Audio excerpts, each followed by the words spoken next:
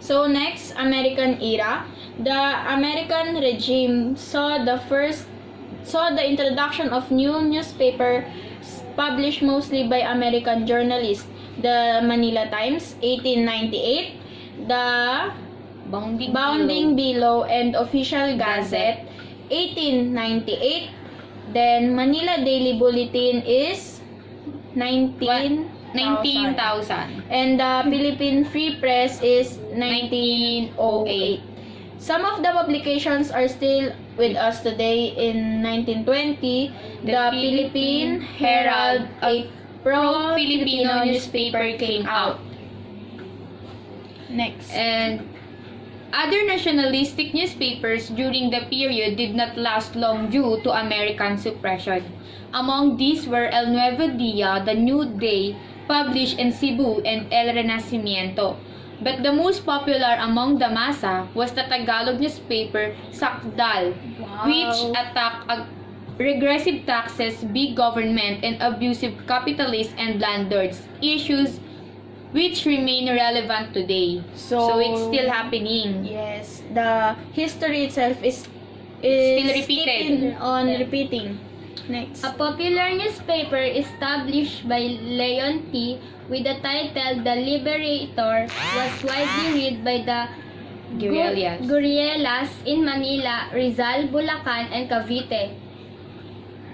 Next. Oh, it shut down again. Wait lang. Other underground publication also appeared such as the Lico Chronicle, Ateneo War News, Kalibo War Bulletin, and Matang Lawin.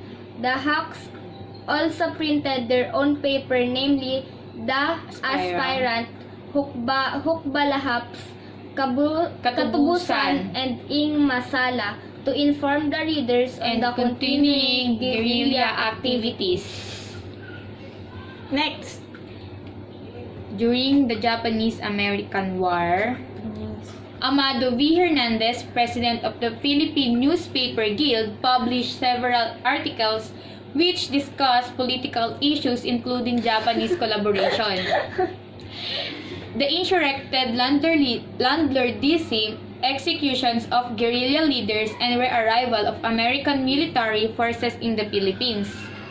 So, Amado V. Hernandez is the president of the Philippine Newspaper Guild.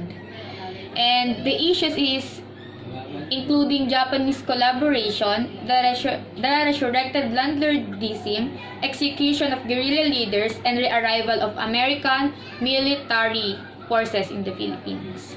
Then next. World War II broke out. All publications except those used by Japanese were disbanded. Only the Manila, what do you call this? Tribune? Yes, Manila Tribune.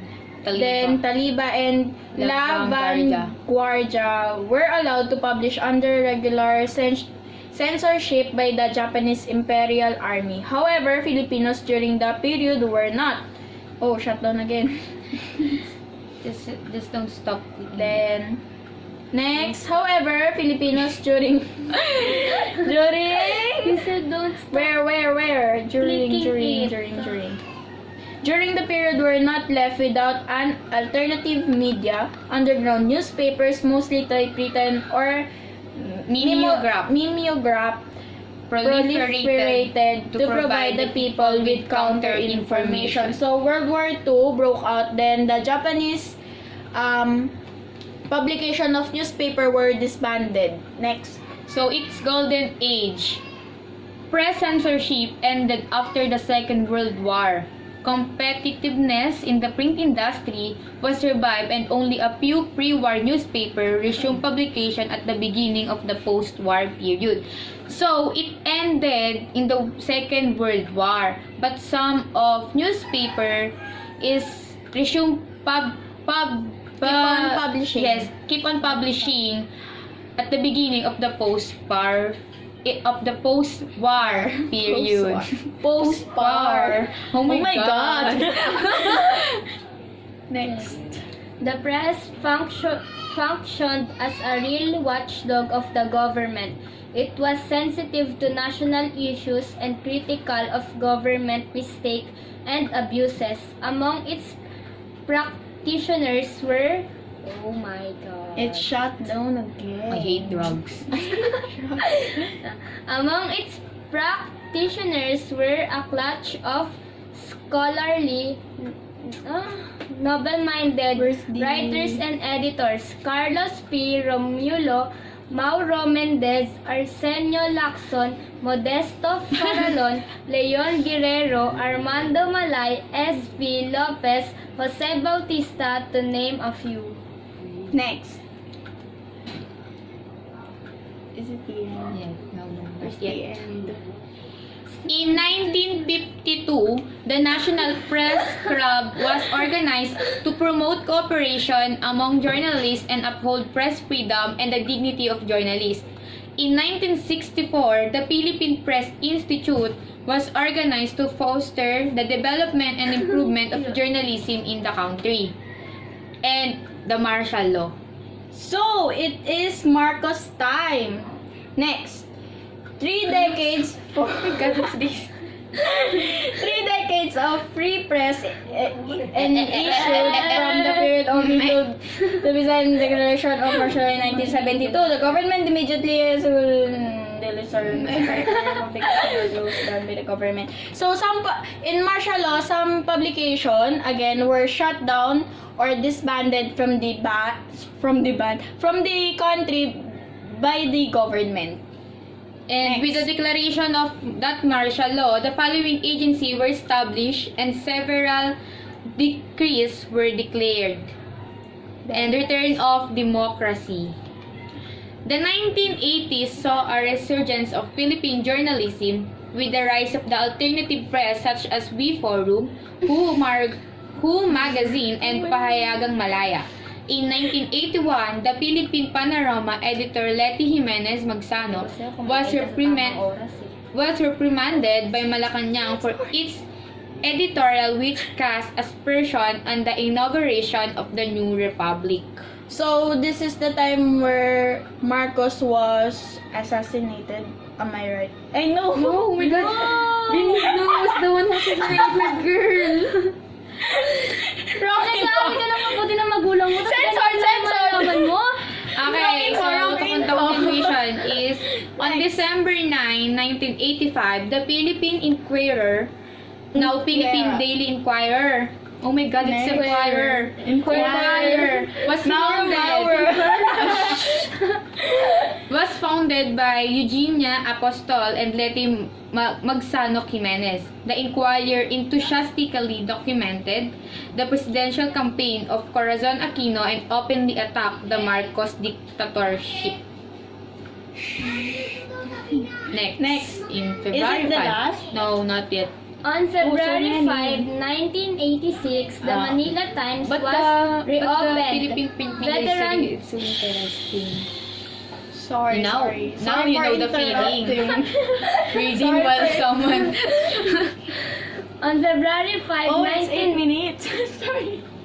On February 5, 1986, the Manila Times was reopened. Veteran journalist Amando Doronila resurfaced as the columnist of the Times during those years and wrote hard-hitting commentaries that contribute to the fail of the... Oh my SM. God! What does Go, it mean? go, go. Supermarket market. No! Dictatorial government. And the next is... So, it's your turn.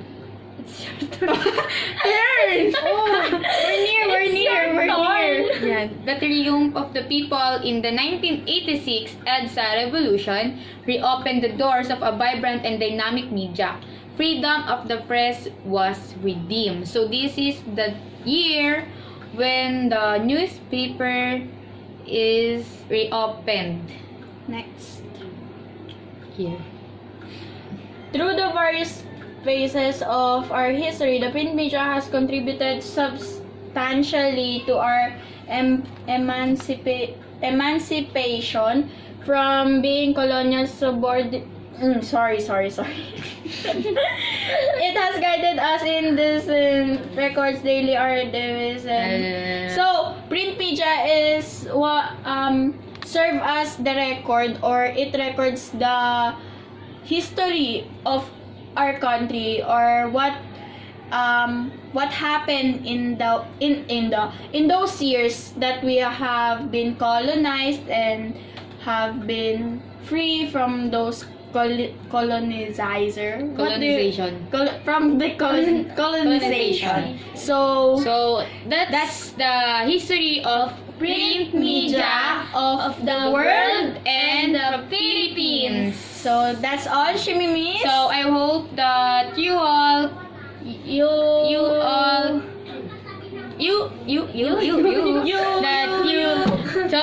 we hope that you all got informations that you needed and learn about The topic. the topics, even specifically the print media of the world and the Philippines. Even if our English is so baroque, At least we're dry. then that's all. Thank you. Bye, Shimeeme. Wait. Please subscribe And and leave a comment below. and comment about the next So let us content. give feedback and just put your request for the next videos. And don't forget to thumbs up our video. Bye! Ganun. Doon sa